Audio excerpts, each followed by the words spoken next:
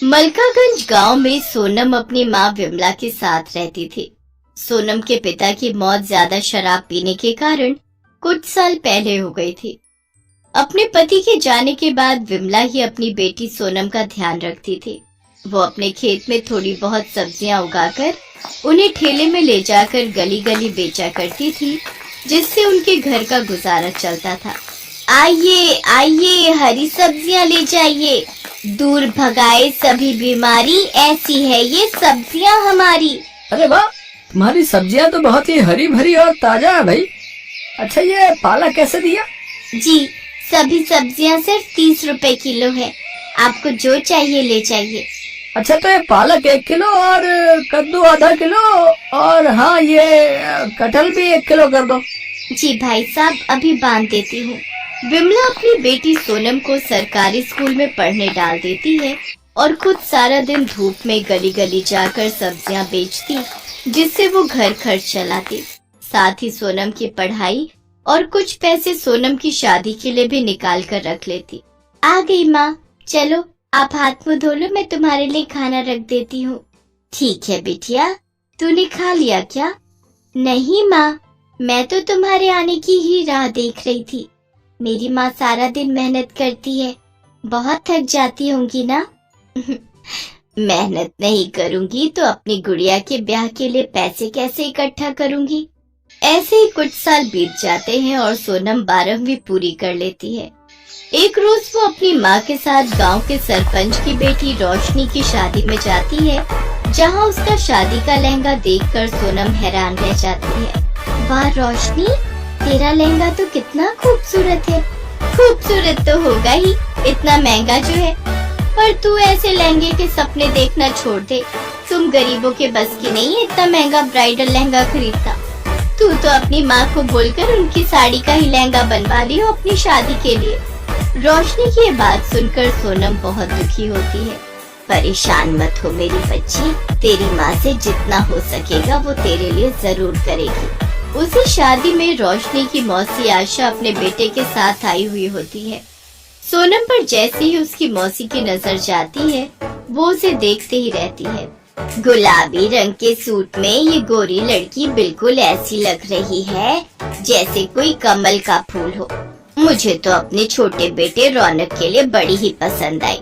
हाँ माँ जी, लड़की तो बहुत सुंदर है। रौनक को भी सोनम पहली नजर में ही भा जाती है। शादी के कुछ दिन बाद आशा अपनी बड़ी बहू और दोनों बेटों के साथ सोनम के घर जाती है और उसकी माँ से उसका हाथ मांगती है। बहन जी, मैं एक गरीब सब्जी वाली हूँ और आपके बड़े घर में रिश्ता जोड़ने की मेरी हैसियत नहीं है। आंटी, रिश्ता हैसियत देखकर नहीं बल्कि दिल देखकर जोड़ा जाता है, और हमें सोनम पहली नजर में ही भा गई। सही कहा बेटा तुमने, और हमें इस शादी से कोई दिक्कत नहीं है। सोनम के लिए बड़े घर से आया रिश्ता देख विमला खुश हो गई। विमला ने अपनी जमा पूंजी निकाली और उसने अपनी बेटी की शादी की तैयारियां शुरू कर दी। सब तैयारियां होने के बाद वो अपनी बेटी को ब्राइडल लहंगा दिलाने के लिए सोनम के साथ शहर गई और सुंदर सा ब्राइडल लहंगा उसके लिए ले आई। मैं जानती हूँ बेटी, तुझे सरपंच जी की बेटी जैसा ब्राइडल लहंगा लेने का मन था, पर तेरी माँ के पास इतने पैसे नहीं कि तुझे इतना महंगा दिला सके।